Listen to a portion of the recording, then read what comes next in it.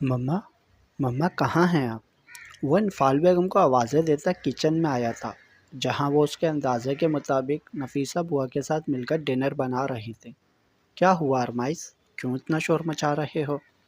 अनफाल बेगम के पूछने पर वो जो पहले से तपा हुआ था अब के जल कर रह गया। शोर न मचाऊं तो क्या करूं? मेरी ज़िंदगी के इतने अहम फैसले मुझे किसी और के मुंह से सुनने को मिल रहे हैं। इससे ज़्यादा क्या जुल्म होगा मेरे साथ? बुआ, आप बिरयानी को दम देकर सलाद काट लीजिएगा और सालन की आंच हल्की की है मैंने। 2 मिनट बाद सालन भी उतार लीजिएगा। अनफाल बेगम उसकी दुहाई को नज़रअंदाज करती नफीसा बुआ से बोली तो अरमाइश जलकर खाकसार हो गया। मम्मा, आप मेरी तो सुन लें। सुन रही हूँ मैं तुम्हारी बात। शोर तो यूं मचा रहे हो जैसे तुम्हें पता ही नहीं था इस फैसले का। वो इसे घूरती हुई लाउंज में आई तो वो भी इनके पीछे चला आया। पर मैंने तो कहा कि मैं अभी मंगनी नहीं करवाना चाहता। रुक जाएं कुछ माह। अभी 2 माह तो हुए हैं मुझे ऑफिस ज्वाइन किए। तो क्या हुआ?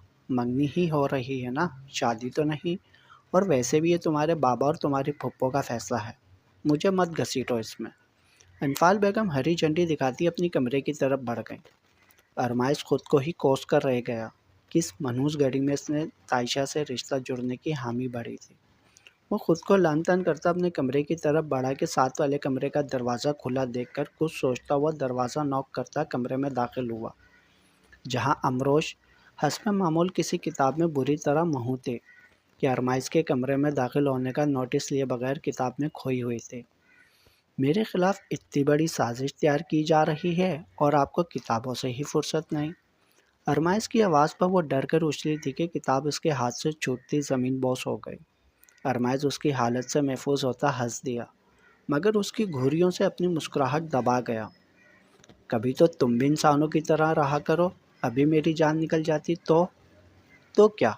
कम से कम मेरी मंगनी तो पोस्टपोन हो जाती। अरमाइश ने मुंह लटकाकर कहा तो वो मुस्कुरा दी। ओह, तो जनाब को खबर मिल चुकी है। अमरोज जैसे सब समझ गए थे। जी, और खबर भी दुश्मन अव्वल से व्हाट्सएप पर स्टेटस की सूरत में। वो जल कर बोला तो इमरोज खिलखिलाकर हंस पड़े। अरमाइश बेसाख्ता ही उसे देखते गया, जिसके हंसने से गाल पर डंपल घेरे हो गए थे। आप हंस रही हैं? अकलौते देवर से कोई हमदर्दी नहीं?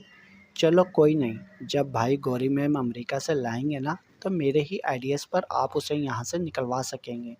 वो सोफे पर बैठते हुए बोला तो अमरोश ने घूरी से नवाजा।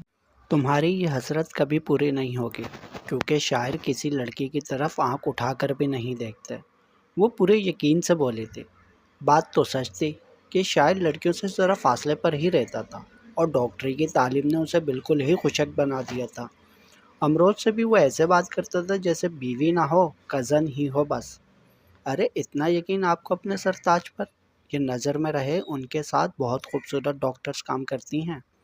ये जब मैं लास्ट ईयर अमेरिका गया था तब एक दिन मैंने भाई के अस्पताल छापा मारा तो भाई इतनी हसीन कॉलीग के साथ बैठे गप्पे मार रहे थे। क्या बताऊं, उफ, क्या गोल्डन बाल थे, गिरे आंखें और दिलकश मुस्कुराहट। अरमाइश दफ़ा हो जाओ। तुम क्यों मुझे बुरकलाते हो? तुम्हें पता है, फिर मैं उनसे पूछती हूँ तो वो डांट के रख देते हैं कि मैं किस अहमक की बातों पर ईमान ले आती हूँ। क्या? भाई ने मुझे अहमक बोला? हैरत से उसकी आंखें खुल गई। अमरोश ने शरारती मुस्कुराहट लबों पे दबाकर सर इस्बात में लाया तो अरमाइश सर नफ़ी में हिलाता मुस्कुरा दिया। ना भाभी, दुनिया इधर से उधर हो जाए पर भाई मुझे अहमक नहीं बोल सकते। वो भाइयों में फूट डलवाने की कोशिश आपकी बुरी तरह नाकाम हो गई है। ओके, ना मानो, मुझे क्या, शायर नहीं तो तायशा तो कई बार अहमक बोल चुकी है। अब के अमरोश ने उसकी दुखती रग पर हाथ रखा था, जो बिल्कुल उसकी सोच के मुताबिक रिजल्ट आया। उस फसादन और ड्रामा क्वीन का तो नाम भी ना लें आप। इतनी मुश्किल से जूनी को बाय बोलकर उससे जान छुड़वाई थी, अब फिर से उसे मेरे सर नाजिल करने लगे हैं सब, वो भी सारी उम्र के लिए। ऐसे तो ना ड्रामे करो। तुम मेरे सामने जैसे मैं जानती नहीं। शुरू से तुम दोनों का नाम साथ लिया गया है और अब भी तुमसे पूछकर ही मंगनी की डेट मामू ने फाइनल की है। और जहाँ तक मेरी इत्तला है, जनाब को वो पसंद भी है। अमरोश ने बेड से कपड़े उठाते हुए इसे लताड़ा तो वो मुस्कुराता हुआ सर खुजाने लगा। बात ये नहीं, दरअसल मैं अभी जिम्मेदारी से बचना चाहता हूँ। अभी कहाँ जिम्मेदारी पड़ेगी तुम पर? मंगनी के बाद भी तुम लोग ऐसे ही रहोगे। ہاں بس ایک بات ہوگی، پھر وہ تم سے حق سے شاپنگ کروایا کرے گی، جس چیز کا جنون ہے اسے کہ ارمائز ہو اور بس وہ ہر ٹائم شاپنگ کے لیے تیار۔ ویسے بھی مجھے تو اپنی دیورانی ہر لحاظ سے قبول ہے۔ اب روز وارڈروب میں کپڑے سیٹ کرتی ساتھ ساتھ بول بھی رہی تھی، جبکہ ارمائز صوفے کی پشت پر سر ٹکائی سے نظروں کے فوکس میں رکھ کر دیکھنے لگا۔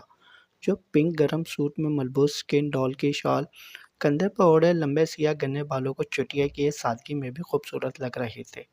ارمائز اسے دیکھتے ہی دیکھتے نیند کی وادیوں میں کھو چکا تھا۔ امروش الماری سیٹ کر کے اس کی طرف پلٹی تو اسے سوتے پار کر مسکرا دی اور بنا شور کیے کمرے کا دروازہ بند کرتی باہر چل دی، جہاں انفال بیگم ارمائز کے روم سے نکلتی اس کی طرف متوجہ ہوئی۔ ارمائز کہاں گیا؟ وہ میرے روم میں تھا، وہیں صوفے پر ہی سو گیا۔ دیکھو ذرا، یہ لڑکا بھی نا، اب ڈنر کا ٹائم ہو گیا ہے تو سو گیا، اوپر سے منگنی کی وجہ سے مجھے پریشان کر رہا ہے کہ ابھی نہیں کروانے۔ انفال بیگم اس کے رویے سے پریشان ہو گئی تھی۔ ارے مومانی جان، آپ کو تو پتہ ہے وہ ایسے ہی تنگ کرتا ہے، ورنہ خود اس نے تائشہ کا نام لیا تھا، اور دونوں کے انڈرسٹینڈنگ بھی بہت ہے اور ایک دوسرے کو پسند بھی کرتے ہیں، بس ہمیں نخرہ دکھا رہا ہے۔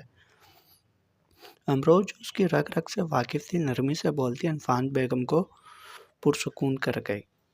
ارمائز ان کا چھوٹا اور لاڈلا بیٹا تھا، روشن پیلیس کی اصل روشنی تھا وہ، اس لیے کوئی بھی فیصلہ اس کی مرضی کے بغیر نہیں کیا جاتا تھا۔ انفال بیگم اور ثقلین آفندی، جن کے پاس دو ہی بیٹے تھے، اپنے دونوں بچوں سے بہت پیار کرتے تھے کہ کبھی ان پر زبردستی نہیں کی گئی تھی۔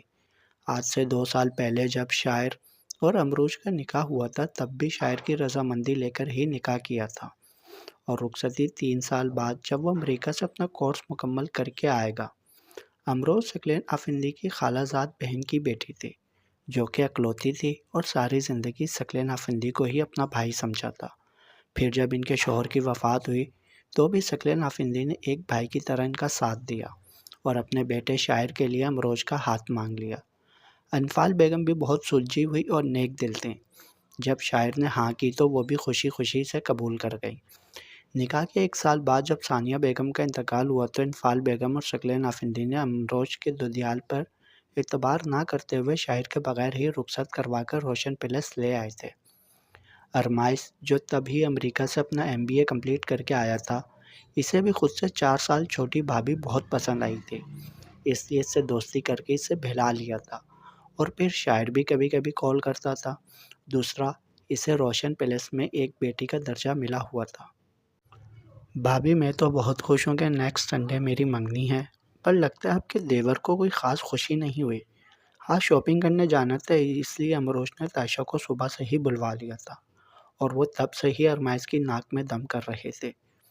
میرا دیور بھی بہت خوش ہے، پر وہ تمہاری طرح تھوڑی کہ یوں سب کے سامنے ہی خوش ہوتا پھرے، کوئی شرم و حیا بھی کوئی چیز دیوانی جی۔ امروش نے جھٹ سے ارمائز کی طرف داری کی تو وہ منہ بسور کر اس کی طرف دیکھنے لگی، جو لا تعلق سا بیٹھا موبائل پر مصروف تھا۔ دیکھیں تو ذرا کیسے اگنور کر رہا ہے مجھے، ایک دفعہ منگنی ہو لینے دیں، پھر سیدھا کروں گی اسے۔ وہ اس کی لا تعلقی پر کڑنے لگی۔ خبردار اگر میرے دیور پر کوئی ظلم کرنے کی کوشش کی، ورنہ میں بہت بری جٹانے کا رول پلے کروں گی۔ دیکھ لیں بھابھی اس لڑکی کی زبان اور اس کے نیک ارادے، ابھی بھی وقت ہے، روک لیں اس ظلم سے، کچھ تو ترس کھائیں مجھ معصوم پر، اتنی تیز لڑکی۔ ارمائی نے دل جلانے والی مسکراہٹ لبوں پر لا کر کہا تو امروش ہنس دی، جبکہ تائشہ حسب معمول تب سی گئی۔ تم اور معصوم، بس کرو، میں مان گئی، ورنہ اور کوئی بھی خوبصورت لڑکی آپ کو لفٹ نہ کرواتی مسٹر۔ تمہیں کس نے کہا کہ تم شادی کے لیے ہاں نہ کرتی تو میں کوارا رہ جاتا؟ ایسا کرو، آزما کے دیکھ لو، کرو انکار، تاکہ میں تمہیں بتا سکوں کہ محترمہ آپ جیسی ہزاروں مل سکتی، بس بھابھی جیسی کوئی نہیں مل سکتی۔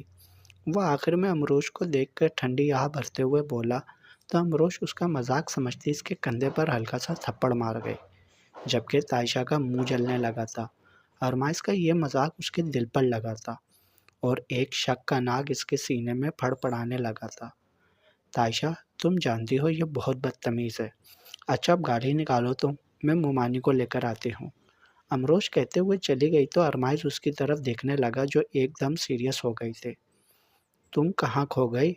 ڈونٹ وری، تم ہی گلے میں پڑنے والی ہو، بھابھی جیسی تو خوش قسمت لوگوں کو ملتی ہے، اور وہ شاعر بھائی ہیں، ہمارے نصیب ایسے کہاں۔ وہ شرارت سے مسکراہٹ دباتا باہر کی جانب چل دیا۔ تائشہ جل کر رہ گئی اور اس کی جلتی نگاہیں امروش پر ٹک گئیں، جو کہ مسکراتی ہوئی انفال بیگم کے ساتھ آ رہی تھی۔ منگنی کی تقریب بڑے پیمانے پر روشن پیلیس کے 2 کنال پر مشتمل لان میں کی گئی تھی، جہاں بہت سارے لوگوں کو انوائٹ کیا گیا تھا۔ ارمائز نیوی بلو پینٹ کوٹ میں اپنی مردانہ وجاہت لیے غضب ڈال رہا تھا، تو تائشہ بھی روایتی اسکائی کلر کی میکسی میں بہت خوبصورت لگ رہی تھی۔ دونوں کے مسکراتے چہرے بتا رہے تھے کہ دونوں خوش تھے۔ ایکسکیوز می مس بیوٹیفل، آپ نے یہاں میری بھابھی کو دیکھا ہے جو ہمیشہ رف سے حلیے میں رہتی ہیں؟ ڈنر شروع ہوا تو امروش ان دونوں کے پاس اسٹیج پر آ گئی۔ ارمائز، جس نے پہلی دفعہ اسے ہیوی یلو ڈریس اور میک اپ میں دیکھا تھا، شرارت سے بولا تو امروش مسکرا دی، جبکہ تائشہ کا منہ جو تھوڑی دیر پہلے خوشی سے چمک رہا تھا اب ایک دم سنجیدہ ہو گیا۔ بہت تیز ہو تم، میری دیورانی کو تو دیکھو، لگ ہی نہیں رہا کہ یہ لڑاکی سی تائشہ ہے۔ کیسے دیکھوں اسے؟ آپ سے نظر ہٹے گی تو دیکھوں گا نا۔ آپ تو قیامت لگ رہی ہیں۔ ڈاکٹر صاحب کو اپنی سیلفی اتار کر سینڈ تو کریں۔ سچی پہلی فلائٹ سے آ کر رخصتی کا شور نہ مچائے تو نام بدل دیجیے گا، اس بہانے میرا بھی بھلا ہو جائے گا، ورنہ پہلے ہی کہہ دیا گیا ہے کہ آپ لوگوں کے ساتھ ہی میری شادی ہوگی۔ وہ مسکراتے ہوئے بولا تو امروش کے لبوں پر شرمیلی سی مسکان سج گئی اور اسے گھورتے ہوئے اٹھنے لگی کہ ارمائز نے اس کا ہاتھ پکڑ کر روکا تھا۔ ایک سیلفی تو بنتی ہے نا، ارمائز نے کہتے ہوئے اپنا آئی فون نکالا تھا۔ جبکہ یہ سب دیکھتی تائشہ صبر کے گھونٹ بھر کر رہ گئی تھی اور اسے امروش زہر لگ رہے تھے، جو ارمائز کے ساتھ تصویر بنواتے ہوئے پتہ نہیں اس کی کن باتوں پر سرخ ہو رہی تھی۔ مل گئی فرصت۔ امروش کے جانے کے بعد وہ اس کے قریب ہوا تو تائشہ نے طنز کیا، ارے تمہارے لیے تو فرصت ہی فرصت ہے، یہ دیکھو بھائی کو بھابھی کی تصویریں بھیجی ہیں، دیوانہ ہو جائیں گے اور جلد واپسی کو دوڑیں گے، اس سے ہمارا بھی کام آسان ہو جائے گا۔ کون سا کام؟ وہ جو بھابھی کے نام پر ہی اٹکی ہوئی تھی، اس کی بات پر نہ سمجھی سے اسے دیکھنے لگی تو وہ مسکرایا، یہی بھابھی کو دلہن کے روپ میں دیکھنے کا، اور ان کے ساتھ ان کی دیورانی کو بھی۔ تائشہ نے اس کی بات پر غور کیے بغیر اس کی نظروں کے تعاقب میں دیکھا تھا، جہاں امروش فون پر لگی تھی اور ارمائز کے ہونٹوں پر شرارتی سی مسکان تھی، جو اس نے شاعر کو امروش کا نام لے کر مسنگ والا میسج دیا تھا۔ جبکہ تائشہ اس مسکراہٹ کو اپنے مطلب پر لیتی نفرت بھری نگاہوں سے مسکراتی امروش کو دیکھنے لگی۔ بھرجائی ہو تو آپ جیسی ظالم، جو خود بھی 2 سالوں سے انتظار کی سولی پر لٹک رہی تھی، ساتھ دیور کو بھی لٹکا لیا، خالی منگنی کروا کے خود تو نکاح کروا لیا۔ امروش کچن میں کھڑی کباب تل رہی تھی، جبکہ ارمائز اس کے کان کھا رہا تھا۔ بھابھی، میں نے کہا تھا کیا منگنی کروانے کو، میری طرف سے شادی کروا لیتے، پر تم تو منگنی نہ کروانے پر تلے ہوئے تھے، بھول گئی کیا تم؟ ہاں، وہ تو آپ کے لیے قربانی دی میں نے کہ یہ نہ کہیں کہ میں بڑی ہوں اور میری رخصتی سے پہلے میری دیورانی کی رخصتی ہو گئی ہے۔ وہ ہار ماننے والوں میں سے کہا تھا۔ امروش مسکراتی، بہت مہربانی، آپ نے میرا احساس کیا، ورنہ میں تو آپ دونوں کو ایک ساتھ دیکھ کر آہیں بھرتی، مجھے تو جلن ہونی تھی، شکر ہے تم نے میرا سوچ لیا۔ امروش نے بھی شرارت سے کہا، جبکہ کچن میں آتی تائشہ وہیں جامد ہو گئی تھی۔ ارے تاشی آؤ نا۔ امروش ارمائز کو کباب دینے کے لیے پلٹی تو اسے دیکھ کر خوشگواری سے بولی۔ ارمائز نے بھی چہرہ موڑ کر دیکھا، جو جینس شرٹ میں ملبوس ہینڈ بیگ لیے کھڑی تھی۔ آپ دونوں بزی لگ رہے ہیں۔ وہ چاہ کر بھی اپنے لہجے کی ناگواری چھپا نہ سکی، نہیں تو ارمائز کو بھوک لگ رہی تھی تو زبردستی مجھے کمرے سے لے کر آئے کہ کباب بنا کر دیں۔ امروش نے کباب تلتے ہوئے کہا تو تائشہ کی سوئی زبردستی پر اٹک گئی۔ اف بھابھی، اتنے ترلے کروائے آپ نے، اگر اتنی منتیں میں نے ماما کی ہوتی تو اس وقت میں تاشی سے یہ سب کروا رہا ہوتا پورے حق سے۔ وہ معنی خیزی سے تائشہ کی طرف دیکھتے ہوئے بولا تو امروش ہنس دی۔ تائشہ نے اگنور کرتے ہوئے کہا، میرا کباب کھانے اور کھلانے کا کوئی موڈ نہیں، چلو مجھے کسی ریسٹورنٹ لے کر چلو، منگنی کے بعد پہلی دفعہ مل رہی ہوں، پر میں تو کباب کھا کر پیٹ بھر چکا۔ کوئی نہیں، तुम मुझे देखना, मैं खा लूँगी। अब यहाँ किचन में भी तो तुम देखने का ही काम कर रहे हो ना, बना तो भाभी रही हैं। वो तंज करते हुए अमरोश की तरफ देखने लगी, जो बिना बात समझे मुस्कुरा दी थी। पर आज नहीं, कल सही। मामा पापा कयूम अंकल के पोते के अकीके पर गए हैं, काफ़ी देर से आएंगे, और भाभी अकेली हैं घर पर। या फिर भाभी भी चलें साथ। अरमाइश की बात पर ताशा खून के घूंट भर कर रह गई। नहीं, मुझे कबाब में हड्डी बनने का कोई शौक नहीं। आप दोनों जाओ, मैं नमाज़ पढ़कर सोने लगी हूँ। ओके ताशी, जाओ भाभी के रूम से मेरा मोबाइल लाओ, मैं तब तक गाड़ी निकालता हूँ। मंगेतर साहिबा की पहली फरमाइश तो पूरी करेंगे हम। अरमाइश मुस्कुराता हुआ चला गया।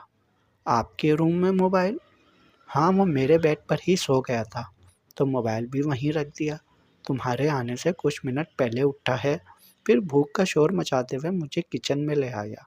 अमरोश मुस्कुराते हुए बोल रही थी, इसके तासुरात जाने बगैर, जिसका चेहरा ना सिर्फ स्पाट था, बल्कि वो कड़कर रह गई थी।